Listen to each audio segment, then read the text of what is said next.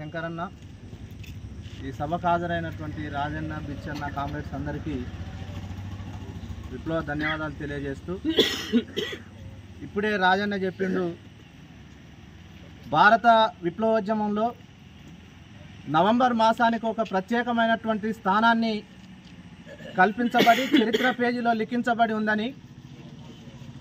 భారత విప్లవోద్యమంలో సిపిఐఎంఎల్ రాష్ట్ర కార్యదర్శిగా ఉన్నటువంటి కామ్రేడ్ పోట్ల రామనరసయ్య గారు, పీడిఎస్యు నేతగా ఉన్నటువంటి కామ్రేడ్ శ్రీపాద శ్రీహరి హైదరాబాదులో అరెస్టు చేసి చిలకలగుట్ట అడవిలో నవంబర్ 3వ తేదీన వారిని చిత్రహింసలకు గురి చేసి చంపేసినటువంటి ఆనాటి ఇందిరా ప్రభుత్వానికి, కాంగ్రెస్ ప్రభుత్వానికి ఉన్నది.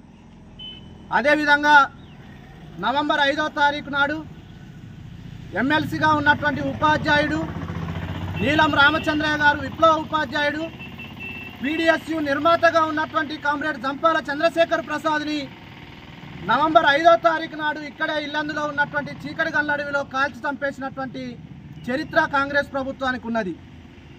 అదేవిధంగా నవంబర్ 9వ తారీఖు నాడు చంద్రపుల్లారెడ్డి, నవంబర్ 1వ తారీఖు నాడు కామ్రేడ్ దొరన్న, ఈ విధంగా ముఖ్యమైనటువంటి సిపిఎంఎల్ విప్లవ రాజకీయాలను పుణికిపుచ్చుకున్నటువంటి రాష్ట్ర నేతలందరూ కూడా నవంబర్ మాసంలో చనిపోయినటువంటి పరిస్థితి భారత విప్లవోద్యమంలో ఉంది. కాబట్టి ఇవాళ వాళ్ళు చేసినటువంటి పోరాటం ఈ దేశంలో దారిద్ర్యానికి వ్యతిరేకంగా, ఈ దేశంలో నిరుద్యోగానికి వ్యతిరేకంగా, ఈ దేశంలో పేద ప్రజలందరూ కూడా వెలుతురులోకి రావాలని చెప్పేసి వాళ్ళు చీకట్లో మగ్గిపోయినటువంటి సందర్భాలని మనం ఆనాడున్నటువంటి అనేక మంది ఇక్కడ ఉన్నటువంటి సీనియర్ కామ్రేడ్స్ అందరికీ తెలుసు.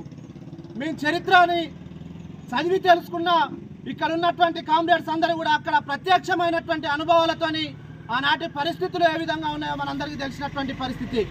కాబట్టి ఇవాళ ఈ దేశంలో ఇవాల్టి వరకు కూడా నిరుద్యోగం తాండవిస్తున్నటువంటి పరిస్థితి ఉంది. చదువుల్లో మార్పు లేనటువంటి పరిస్థితి ఉంది. ఇవాళ భూముల్ని గుంజుకునేటటువంటి పరిస్థితి ఉంది. ఏ ఒక్క పరిస్థితిని కూడా ఇవాళ ప్రభుత్వాలు పరిష్కరించినటువంటి పరిస్థితి లేదు.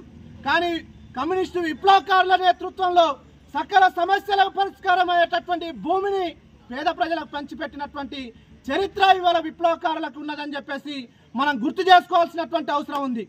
ఆ భూమిని పంచేటటువంటి క్రమంలో తమ శక్తిని, తమ జీవితాలని, తమకున్నటువంటి వ్యక్తిగతమైనటువంటి కుటుంబ నేపథ్యాలను కూడా వదిలేసి ఇక్కడ ఉన్నటువంటి కామ్రేడ్స్ అందరూ కూడా, లెక్కకి మించిపోయినటువంటి కామ్రేడ్స్ అందరూ కూడా విప్లవోద్యమంలో భాగస్వామ్యమై వాళ్ళ ప్రాణాలు అర్పించినటువంటి ఘనమైనటువంటి చరిత్ర ఈ కొమరారా గ్రామానికి ఉన్నటువంటి నేపథ్యాన్ని మనం ఇవాళ స్మరించుకోవాల్సినటువంటి అవసరం ఉంది.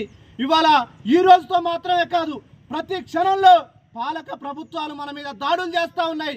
కాంగ్రెస్ ప్రభుత్వం కూడా ఇప్పుడే బిచ్చన చెప్పినట్టుగా భూములు గుంజుకోవడం కోసం తీవ్రమైనటువంటి ప్రయత్నాలు కొనసాగిస్తూ ఉన్నారు.